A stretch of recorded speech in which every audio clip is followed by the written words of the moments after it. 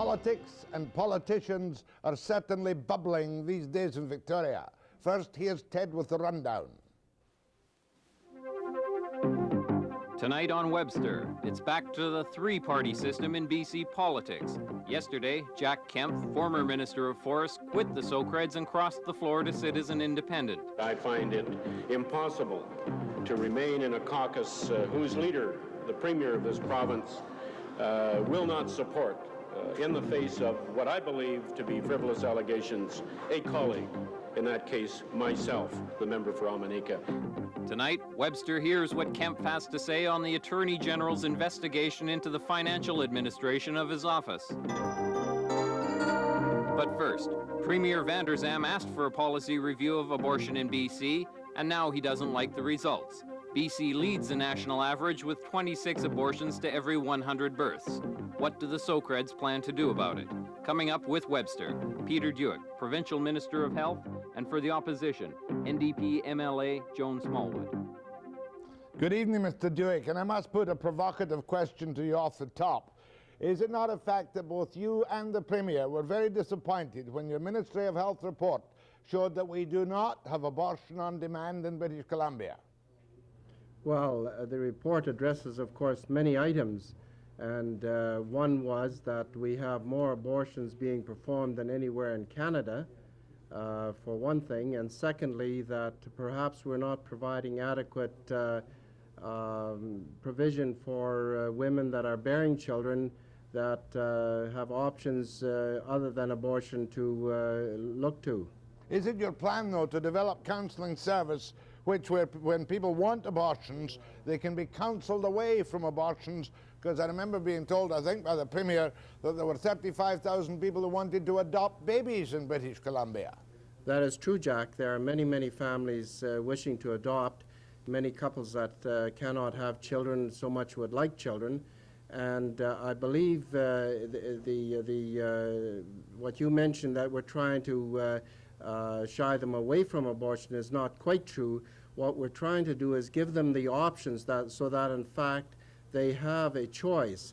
I think so many, especially in the younger women, perhaps don't know that there are people that are willing to adopt their child or her child, and perhaps provide that child with a very good home. Also, we want to provide services for the young mother that makes it easier for her to bear the child to birth, rather than seek the alternative for abortion. And we're not trying to circumvent the law by any means, because we know it's a federal statute and that women may in fact, under the federal law, have an abortion.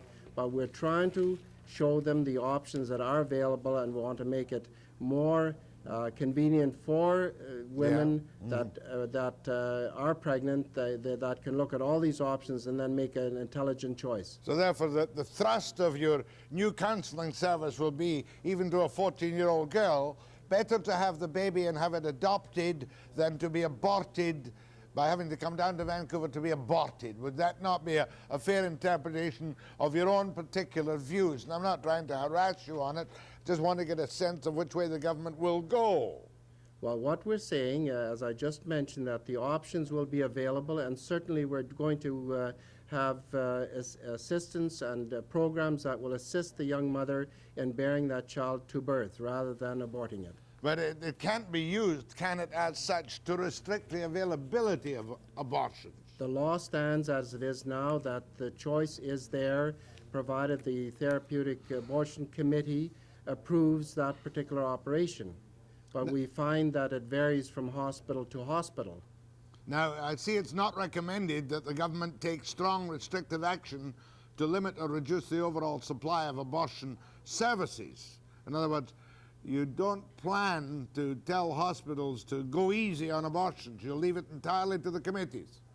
Well, that's the law, and the Therapeutic Abortion Committee decides. However, we feel that perhaps a blue ribbon committee could be set up that would set some voluntary guidelines so that we wouldn't have such a disparity from one hospital to the other, which is the case at this time. Right at this moment, it's very difficult for women in many parts of the province to find a hospital in her locality which will do an abortion, and as a result, of course, many have to come down to the major centres. That's correct, isn't it? This is true. We have some hospitals that have an abortion, therapeutic abortion committee in place, but in fact are not performing any abortions. This is true. Shouldn't every hospital which is kept with public funds be ready and willing to obey the federal law and conduct abortions as medically recommended?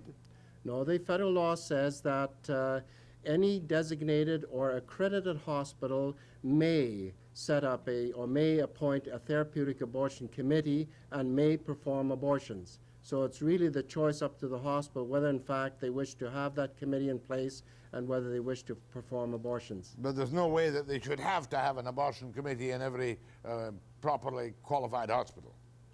No, they don't. No, fair enough. Now, when you come to the Blue Ribbon Committee to review and amend the criminal code, what worries you about it from your own Ministry of Health report?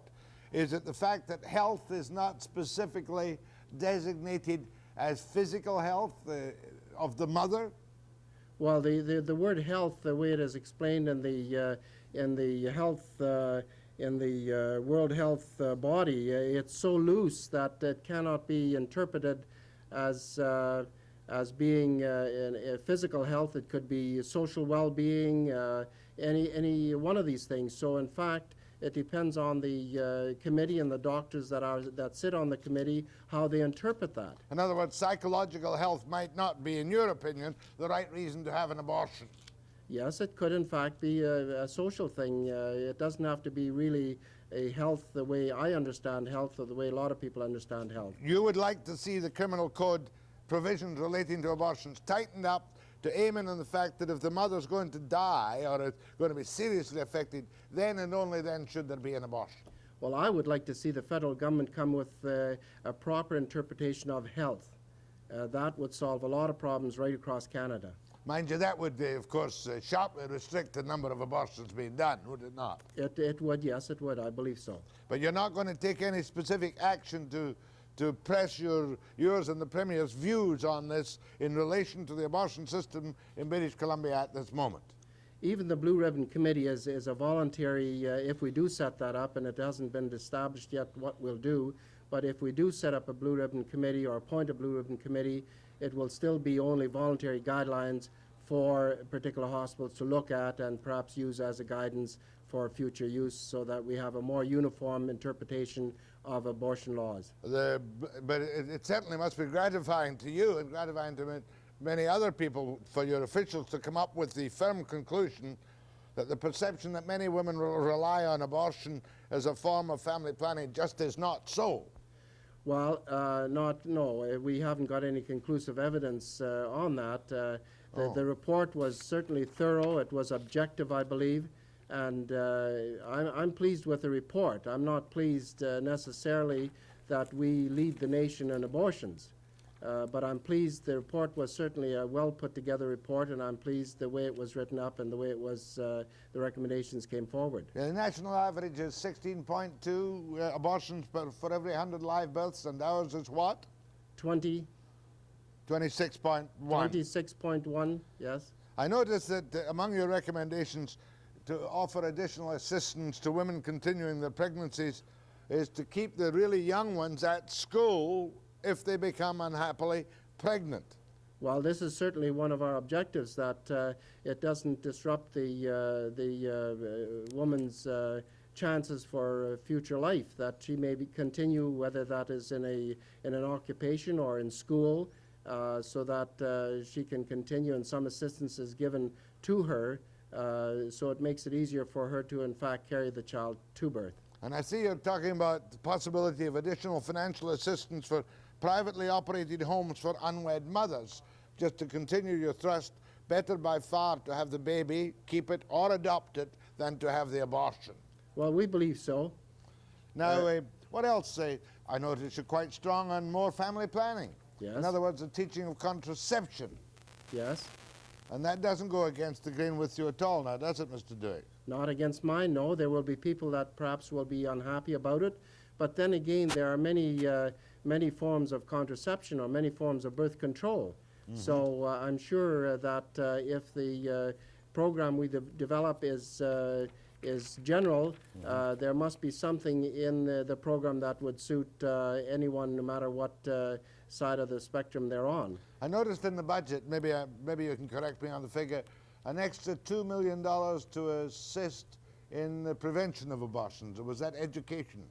$2 million in the program to develop, or in the budget to develop this program. And it hasn't been spelled out what we're going to do. This is something we're going to have to work out in the next short while. So even people who are concerned pro-choice people can rest assured that for the moment the social credit government is not going to take any major action against the present rate of abortions, except by counselling, advice, homes for unwed mothers, family planning, and principally counselling. Is that correct? Well, we believe, Jack, that the law is there to be obeyed, and the law as it now stands, the woman has that choice. You're going to obey the law, but you would like the law to be changed to define health in a much more finite way, to make it less woolly or less opportunity for some abortion committees to give easy abortions. Well, I think this would be the case not just for the pro-abortion, the anti-abortion. I think this is the case in any law. When it is fuzzy, it is hard to administer, and there's a lot of doubt and confusion. And I believe the federal government is quite aware of this and has been aware for some time. And I hope and wish that in the future they will look at this whole issue and define what, in fact, the word health in this particular instance means. My thanks to you, Peter Dueck, Minister of Health in the Government of Victoria. Thank you very much, Mr. Dueck. You're welcome, Jack. I'll be back after the break with Joan Smallwood, the NDP critic on health.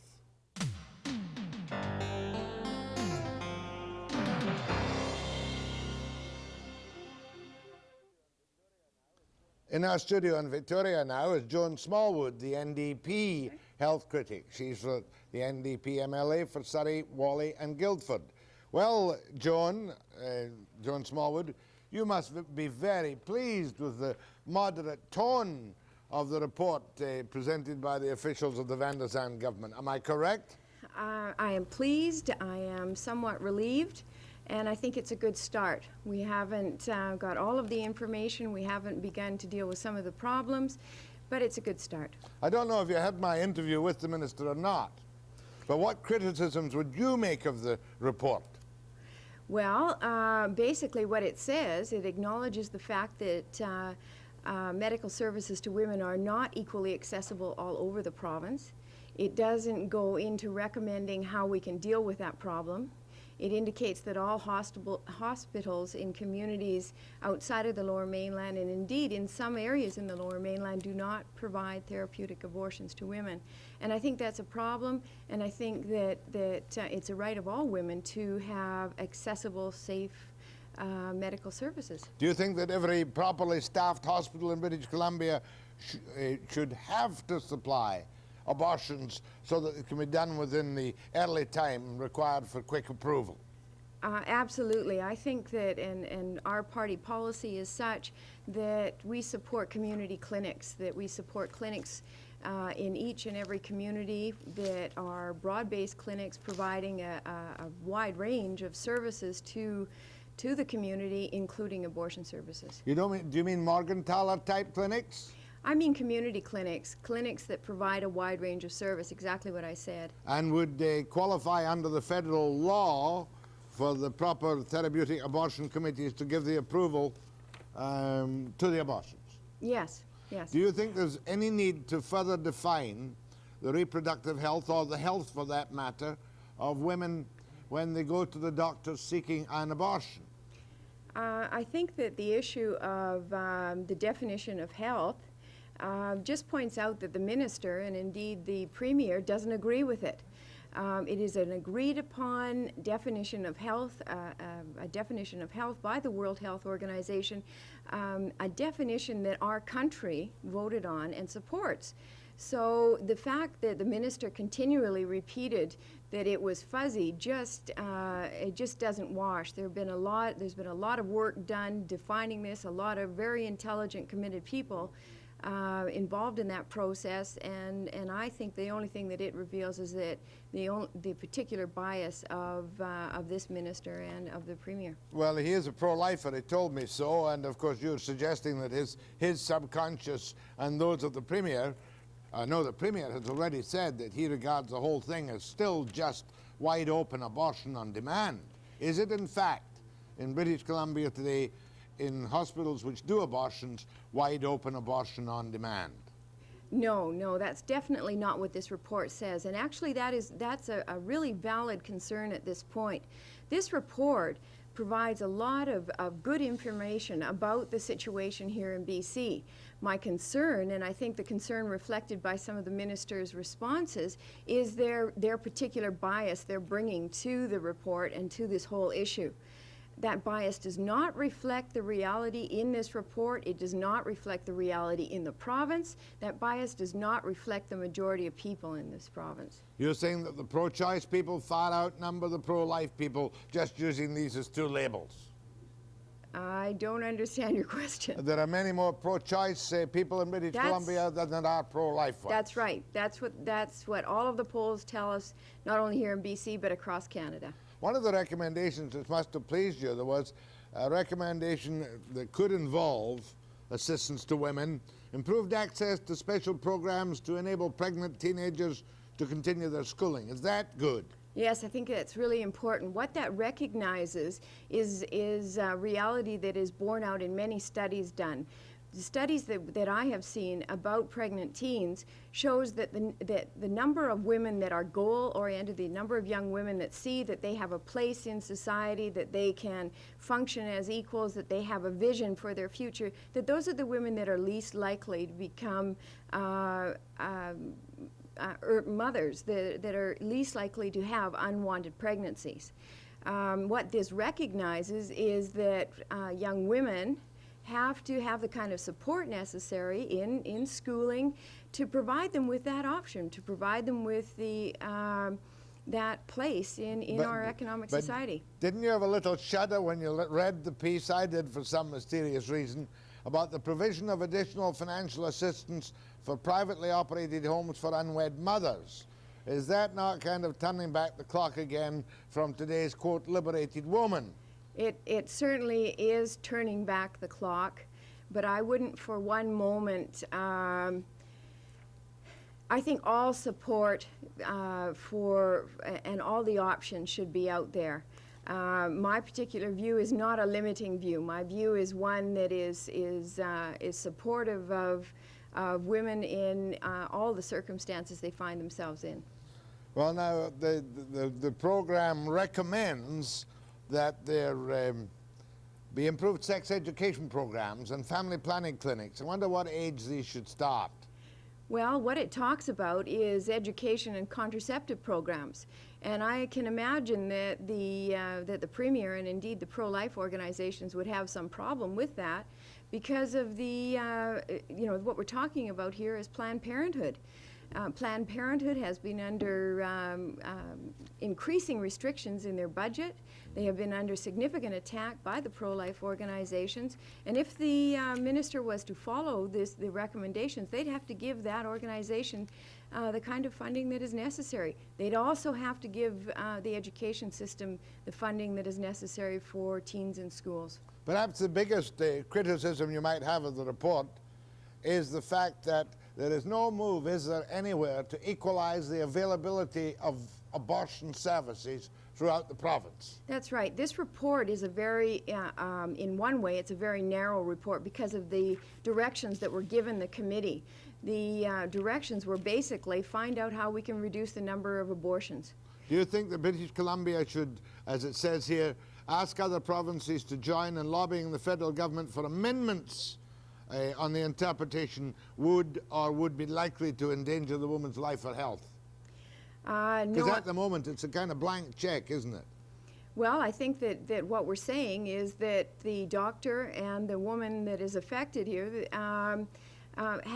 knows the best about the circumstance. And I think that we have to respect that. I think that the description of health given by the World Health Association is an appropriate one. And if the province should engage in any lobbying, the province should engage in the removal of Section 251 of the Criminal Code on therapeutic abortion committees. Would it be correct to sum up by saying that you're not displeased with the report of the Health Ministry, but very suspicious of the long-range objectives of both Peter Dueck and Bill Vander Zalm? I think that it's fair to say that I am not displeased with the report. I'm quite relieved. I am very concerned about the bias they bring to reading the report. My thanks to Joan Smallwood. Thank you, Joan. NDP Health Critic. Next, why was Jack Kempf fired? After the break.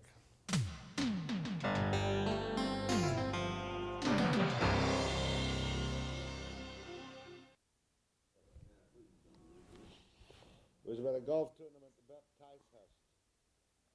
It was anyone, I think I gave it to put in the file. No, it was I gave you a note to hold it. Hold on. I don't know. The fuck. I find these interviews, believe it or believe it not, after all these years, somewhat difficult. With me is Jack Kempf, who was the Forest Minister in the Social Credit government. Prior to that, he was a parliamentary secretary in the Social Credit government. Prior to that, he was a very outspoken kind of independent maverick backbencher. And here is the report by the Controller General on the financial administration of your office. Yes. You will forgive me if I say very bluntly that you obviously have been very sloppy in your handling of your travel expenses, broken the guidelines on the points about airline points to get a ticket for your wife, and that as of this moment, the government wants you to pay back with interest something about $11,500. Now, does that not make it perfectly clear to many people that you did not run your office properly and could not stay, or could not go back into the Social Credit cabinet? Well, Jack, I'll forgive you for telling me that I'm sloppy, and possibly that criticism can be leveled at me. However, when you're a minister, you surround yourself with people who are supposed to do a job for you properly. I submit to you that that job was not done properly by those immediately around me. And I guess what's happened to me here is that I've been caught up in the very system that I tried to improve. And you didn't improve it. And you'll agree that in this thing... Well, maybe I have improved it. And certainly if I'm the sacrificial lamb, as it looks I might be, that will initiate the necessary changes to change a very haywire system, Jack, that puts every member of the legislature, however, whatever side of the House he sits on, in jeopardy and at risk. Well, maybe then I've accomplished something. All right, I'll come back to that later after I've gone through it. I don't want to give you the natural follow-up question without telling people what you are accused of doing wrongly. Yes. When you were parliamentary secretary, and when you came back, when you no longer were parliamentary secretary, you owed the government $5,600 in advances. And since these travel advances were very large and had been outstanding for over a year, they could easily take on the appearance of interest-free loans. Well, why didn't you pay back that $5,600 when you stopped being parliamentary That's secretary? what I'm told as well. I'm told that I owed $5,600 in advances, but I think what you have to realize, Jack, is that they were advances. And if there was some concern by the Controller General or the controller in my particular department, and we each have one, why weren't those advances deducted from expense accounts that were turned in? Why, if there was such a concern, weren't memos written to me saying, please, Mr. Minister, your advances are too high, would you please pay them, or would you please have them deducted? None of that was done, Jack. But you knew you had $5,600 and later on another $2,000, a total of $10,000. If you'd have asked me at that time what the exact figure was, I could not have told you. In fact, I didn't know until I got that report. Understand. I want to come back to that business of two sets of expense accounts. Are you telling me that when you had these travel advances, you were submitting separate expense accounts? Well, every time you come back from a trip, and I tried to do it weekly because it's the only way you can really keep perfect track, and it says in the report that I did a very good job of that, I turned in expense accounts. If there was a concern by the Comptroller General or anyone else, why weren't those advances deducted from those expense accounts? There are several observations to be made with respect to your travel advances. Sure. They appear to be very large relative to the travel involved. Did you take out too much? You obviously had more money than you needed. Jack, I don't know what the bureaucrats think of the travel that's involved by a minister or that was involved by me as a parliamentary secretary. I was a parliamentary secretary for a year to the Minister of Transportation and Highways. I was on the road practically steadily. And the reports are lodged in the ministry office, in the Minister's Office of Transportation and Highway. Every time I came back from a trip, every time I went out on a job, for that minister, I submitted a full report. You're saying, therefore, the report here says, we can find no record of them being recalled by the provincial secretary, nor any record that they've been repaid. Absolutely correct. Absolutely correct. However, again, I must say, if there was such a concern by the Comptroller General, why was it left this long? When I became a minister, and I think this is indicative of most ministers, you are so busy, Jack, you have no time to spend worrying about your own financial situation. In fact, many times I never ever saw the checks that were paid to me for my expenses. They were deposited in the bank by someone else because I didn't have the time to do it. So all in all, you say because somebody else was sloppy, you owe $10,500 and $11,500. No, I'm not going to heap it all on someone else. I take the criticism that I was sloppy. Possibly I should have been more of a bookkeeper myself. However, I'm saying that in carrying out my job, that as a minister both in lands, parks and housing and into forests and lands, I spent almost 7 days a week doing my job. It took all of my time to do that. Then we come to a very simple one to understand. Airline bonus points. Sure. You had airline bonus points accumulated on government travel. Right? I had airline, no, that is incorrect, Jack. I had airline points. That's what it says here. All right, it might Canadian say that. It says a lot of things in that report, Jack. Through it publicly says a lot funded of things travel. in that report. And I'm not going to say that the Comptroller General is incorrect, but there are some incorrect statements in that report. However, I did not accumulate all of those points. Very, very small percentage of those points were accumulated on government business. As a backbencher, understand, it is not illegal. It is not illegal to accumulate frequent flyer points, and it is not illegal to use frequent flyer points. On public money. On public money. Listen, only when you become a member of the Executive Council. I'm told, and I wasn't told that when I became a minister, and nowhere can I find that in any of the regulations that were given, written regulations that were given me as a minister. Government policy since August '84 has been to prohibit employees from using bonus points and through publicly funded travel for personal benefit. Employees. Nowhere does it say that a backbench MLA or a member of the opposition, and I've got to say here, Jack, others are doing it, and I'm not going to name names I'm going to today. come back to However, that, but still the Minister of Finance wrote to all ministers in September '84. That could be. I wasn't in cabinet reminding at on that the time. prohibition on the use of bonus points. I was not in cabinet in August of '84. That was not brought to my attention when I became a cabinet minister, either the cabinet minister responsible for lands, parks and housing, or the cabinet minister responsible for forests and lands. Never, ever. And I sat down for an hour with the Comptroller General and one of his people when I first became a minister. Never was that pointed out to me, Jack. Jack, I could have pointed it out to you. If I'm a public servant traveling on public money, I've got to use these bonus points and, from a taxpayer's point of view, for further government travel. I was never told that.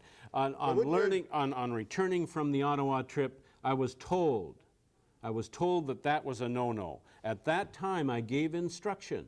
I gave instruction to two subsequent secretaries not to submit my bonus point number when making my reservations. It's funny though, Jack. Does everybody do it? Well, some do it. Okay, I'll come back to that again later. Meanwhile, the But let me finish, Jack. Let me finish. I, at that time, told two subsequent secretaries never again to use my bonus point number.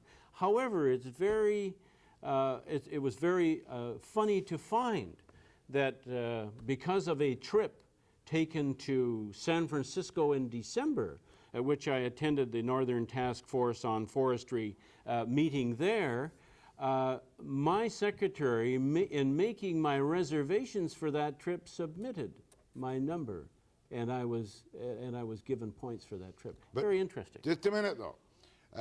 You bought a ticket for Mrs. Kempf to go with you to a Parks conference in Hull, Quebec, and you $1,048. It was cancelled.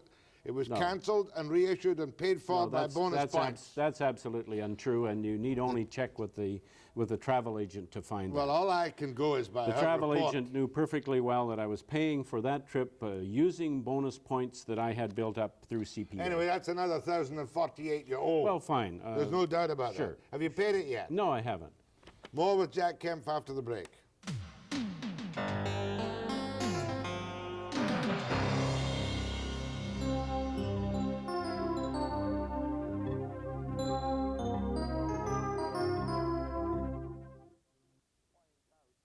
Briefly, in all fairness, I've got to point out that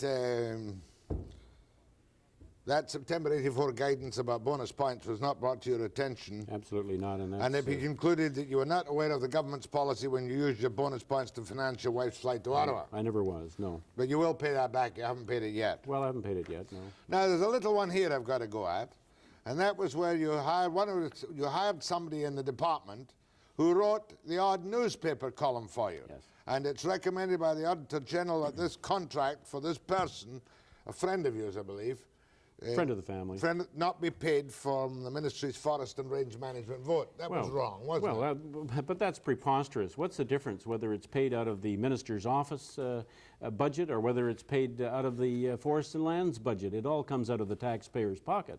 And I hired that individual, a professional writer, so that I could, I found on coming into the ministry that I didn't have anybody, although we had a department, a PR department, I didn't have anybody that could write proper stories that would reach the public out there to better give them an understanding of what it was the forest industry meant to British Columbia. In one column, she talked about federal parole policy. One column, they picked out one column. She was with me some 3 or 4 months. They picked out one column, which she probably did at home because she did an awful lot of work for me at home, for which she got paid nothing. Well, I have no apologies to make. And you can say, I hired my friends. Who are you supposed to hire, Jack, if you're going to get a proper job done? Should you go hire some unknown from out there that you don't know? I knew this lady, Mrs. Pop, was a very, very good writer. I wanted a good writer on staff so that I could inform the people of British Columbia what forestry was all about. What about I have no apologies for that. What about the matter of your financial interest in Kennedy International? Yes. And that you may have held an interest in a Washington State lumber company while serving initially as Minister of Lands, Park and Housing and subsequently Minister of Forests. Absolutely incorrect. I made sure on first becoming a minister that I got rid of all of my holdings, to my detriment, I might add. Kennedy International Incorporated was a wholly owned subsidiary of Kennedy Imports Ltd. There were no outstanding shares in Kennedy International. It was wholly owned by Kennedy Imports Ltd. I divulged on my papers twice a year my holdings in Kennedy Imports Ltd. And did you get rid of it before you were minister? I got rid of it immediately on becoming minister. As soon as you were minister? Yes. Because there's a little jab in here about long-distance call placed to the telephone number of your business colleague in Mount Vernon. That's very interesting. And during at least part of this period, Foster played a role in discussions between BC and the Northwest Lumber Producers Coalition. That's absolutely correct. And that's why the calls were made. Here again, it's good to have friends. It's good to have people you know. And through Tom Foster, who was a previous business associate of mine, I got to know very well the individual who actually, in the first place, brought about the softwood lumber situation between Canada and the United States. But did you not have an inherent conflict dealing with people in Washington State? Absolutely not. As the minister responsible for forests and lands, I thought it was incumbent upon me to understand what it was that the coalition in the United States was thinking. The question of your compliance with the Financial Disclosure Act has been turned over to the Attorney General for further review, as to the fact that you held a mineral claim in the Karameas area and you made an unsuccessful initiative to maintain your claims in good standing through a late filing on May 2086. Well, sure, I have mineral claims, and nowhere in the rules, and it says it right there, Jack, that nowhere do you have to divulge that you have mineral claims. Why am I singled out? You know, that's a question that I ask many times. You're Why singled am out I because the sacrificial lamb? Because your secretary in the first place went to deputy provincial secretary to quibble about your use of bonus points, and she got written instructions on that one. We have a very, very imperfect system, a system which places everyone sitting in that legislature in jeopardy. Now and if I'm a sacrificial lamb, so be it. I really hope that this report will take a system that's absolutely preposterously haywire and change it for all members of that legislature. As a citizen of British Columbia, I'd want that to be done. You want to see it all cleaned up? Absolutely. Are you suggesting that there may be other members of the cabinet who are similarly getting, quote, the effective interest-free loans by not turning in the temporary or the standing travel advances at the right time? I wouldn't doubt it. And Jack, I'll tell you, that system is so full of holes it looks like a Swiss cheese. They talk in there about the Speaker's guidelines for constituency offices. Let me talk about that for just a moment. No, but let me put it in the form of a question. You had a mobile home very properly for traveling around as a constituency office. Correct. And the Speaker's in a riding guideline that covers 29,000 square miles. Yes. Says that mobile home should be in your own name, and it wasn't. It was in your wife's name. Well, she was looking after the account, and in order for her to go down and get the licenses and the insurance and that, we put her name on the... And you paid her $650 a month for constituency. Certainly, and I don't apologize for that, Jack. She assisted me, and in fact, for about 3 years, everything that we did, my wife and I, everything that we made went back into the job that we did to try and properly service that very large riding on behalf of the constituents in Omineca. I have no apologies for that. Some of the receipts couldn't be found. I'm not making a fuss about that. But it was pointed out too that your wife should not have been a signing officer in your constituency trust funds. Well, there was nothing in... Let's get back to those guidelines, those Speaker's guidelines, which they speak about there many times. The Speaker, the then Speaker of the House, about 18 months ago, brought some new guidelines to both caucuses, both the NDP and the Social Credit caucuses. Those guidelines were turned down flatly by both caucuses. He then threw up his hands, said to members, look, you're grown people, you should know how to look after such a fund, do with it what is best for you to represent your constituents. That's exactly what I did, Jack. Well, the Attorney General told me yesterday there's no question of any other investigation except to look at the guidelines. But you're telling old Webster that all you did was, all I did was adhere to a very, very imperfect system. And you didn't adhere I lived by whatever guidelines were there. They're almost non-existent. But is it not a fact that people watching this just now, and here am I nagging you from the Auditor General's report about your improper keeping of your expense account, about your bonus points being against the guidelines, that you did not keep up the impeccable virginal standard which the public might expect from cabinet ministers? I'm saying that I did not go beyond the guidelines that were laid down in those circumstances that everybody is living with. But you'll agree that basically the facts are correct in the report about the standing and the travel advances. But it says over and over again in here that this must be changed, that must be changed. Yes. The whole system is haywire. And you think... And I'm wearing it all, Jack, and I take exception to that. What? You reckon you were centered on this as a public example? We'll let the public out there decide. We'll let my constituents decide. Or you'll run again? Because they've known me for 30 years, and I don't think they think that I'm some kind of criminal of sorts. You wouldn't go to the NDP, would you? No, I'm not a socialist. Jack, you and I both know that. After the break, your calls to Jack Kempf.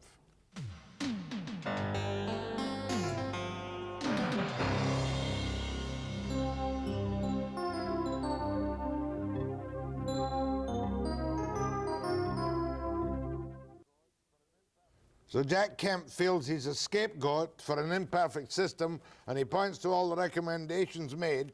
You have to pay back, and somebody else is to be sharper and getting money back, right? Fine. Is that it? That's fine. All the way through. And I think those recommendations are great, but they only point out the inequity of the system in which all of us, all members of that legislature, are operating. We're all vulnerable, Yeah, Jack. but you get up to $28,000 a year for your constituency expenses, don't you? And it's clear in here that if you have a balance left over, that's got to go back to government. Well, and there's a balance there. There's a balance of $11,000. In your trust company? No, in the constituency allowance account. Okay. If I were a crook, I could have absconded with that $11,000. You're allowed to hire your wife, but she shouldn't be a signing officer. Is that correct? Well, I guess that's got into the guidelines. However, we did things the way we had to properly represent a very large riding. Well, the whole system seems to be kind of sloppy over there in Victoria. You bet it is, Jack. Go ahead, please. Thank you. I find this word scapegoat flies right in the face of a simple question of ethics, the word we haven't heard mentioned. And I find this whole matter disgusting. Mr. Kempf is clearly in violation of certainly simple, basic ethical rules. Well, sir, that's certainly your prerogative. Must be squeaky clean when he goes into the noble calling of politics. And he got himself caught out. And I find it difficult to accept. In fact, it disturbs my evening meal. Well, thank you. Anybody would blame any one of their staff in any small way. When you're in charge of something, you take the blame for anything your staff does. But to blame them, I think is disgusting. It's quite apparent you've never been in politics, sir. Thank you, sir. That was a tough call, though, because ethically, you've got to be like Caesar's wife, above reproach. Certainly. I should have been a full-time bookkeeper, Jack. No doubt about it. But at the same time, you say this sloppiness exists for other members of the government. For everyone, not only members of government. Go ahead, please. Yes, Mr. Webster. Thank you. Mr. Kempf, I don't find your story too believable either. Fine. I'm a businessman. I've traveled extensively through my business life. What part of it don't you find believable, sir? That you can't keep track of your expenses and the travel advances. I kept track very, very closely of my expenses. In fact, they tell me in the report that I do a very marvelous job of it. Well, each time I ever filled out an expense account, I accounted for the advance on the same expense account. Well, they don't tell you a marvelous job, Jack. I can't find that in the report. Well, it says it in there, Jack. I also take exception to you suggesting that other cabinet ministers are tired of the same brush, and I find that you've done everything except blame yourself. You talk about your secretary, you talk this morning on the radio, I heard you blaming a lot of other people. Well, I take blame myself. I said I was sloppy. If that's the criticism, I take it. Thank you. Go ahead, please. Yeah, I feel much like the other callers. I hear you talking about the system is full of holes, but surely one doesn't need a PhD in ethics to see that some of the things that you've done are just plain and simply wrong. And here you are pointing the finger in all kinds of directions. First of all, the concept of ministerial accountability seems to totally elude you. But what really disturbs me, Mr. Kempf, is your suggestion that this kind of behavior and these practices are, in fact, the norm in this government rather than the exception. And I find this extremely disturbing. Well, the norm in Victoria because of the guidelines and rules under which we operate, sir. Well, the opposition was quick to point out the inadequacies of those guidelines when they were introduced.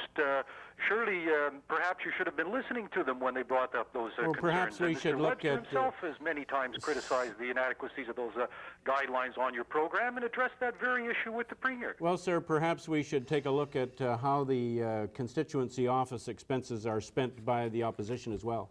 Thank you. You'd have to look at everything if you're going to look at anything. Go ahead, please. Mr. Kempf, you sound like the little boy who's got his hand caught in the cookie jar. It just galls me that as the callers before you say, you blame everyone around you except for yourself. No, Stand up I and didn't say that. accept the blame for what you've done here. Thank you.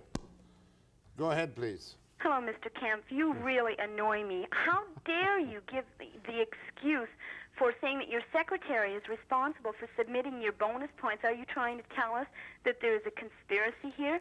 Mr. Kempf, you have to keep your own house in order. Talk about Swiss cheese. There are so many holes in your excuses. There's no excuse for you, Mr. Kempf. Thank you, ma'am. Thank you. You're not getting much sympathy tonight, No, Jack. I'm not. Go ahead, please. Didn't expect it. I'm hello, a politician. Jack. Mr. Kempf, I don't feel sorry for you one bit. I think you're all out for yourself, and your records are just as sloppy as your forests, or as our forests are. And I'm glad to see you're ousted. Thank you. Go ahead, please. Oh, Mr. Webster and Mr. Kempf. I'm an accountant. I was with the city of Calgary, and we had a very simple way of helping the elected officials account for their expense accounts. I wish we had that in British Columbia. Well, it's really quite simple, and as a practical suggestion, and maybe as still a member of the House, you could put it forward to the Speaker or whoever is involved.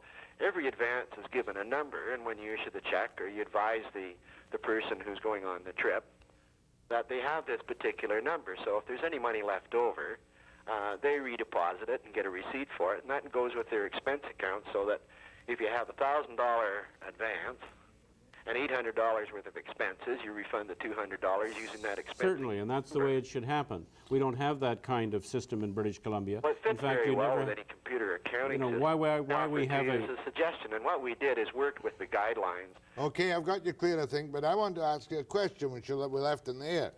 In the 5,600 and 1, 2, 3, 4, 5, 6 travel advances from your parliamentary secretary, Yes. these are all for even amounts of money. Yes. You say you would have other expense accounts. Well, I submitted expense accounts on returning from trips, Jack, and what I'm saying is, if there was a concern for the advances, the outstanding advances, why weren't they deducted from those expense accounts? They could very well have been done. You know, why do we have a controller general? Why do we have a controller in each department if that sort of thing isn't done? Should institute a system to ensure that all outstanding advances are repaid promptly. There was no need for you to have 6 temporary and standing travel allowances of $5,600. I agree. Yeah, and where would that money be? Would that just be in your office, ready to be used? Well, which money? The 5,600 that you've. No, I took it. I got advances for that amount and submitted expense accounts for those trips made. No, you didn't. Not for these ones. Not for the 5,600. They want a total of 11,000 back. Those were simply advances, Jack. An advance is an advance. I can't quite follow that, but there I must leave it. Would you be reimbursed for your expenses, or would you have another advance for your expenses? No, the expenses would be, I would be reimbursed for the expenses, but I'm saying if there was a concern. Okay, somebody will have to have another look at this one of these days, but there's Jack Kempf getting a bad time as he's been crossed the floor of the House. Tomorrow, 5 p.m. precisely.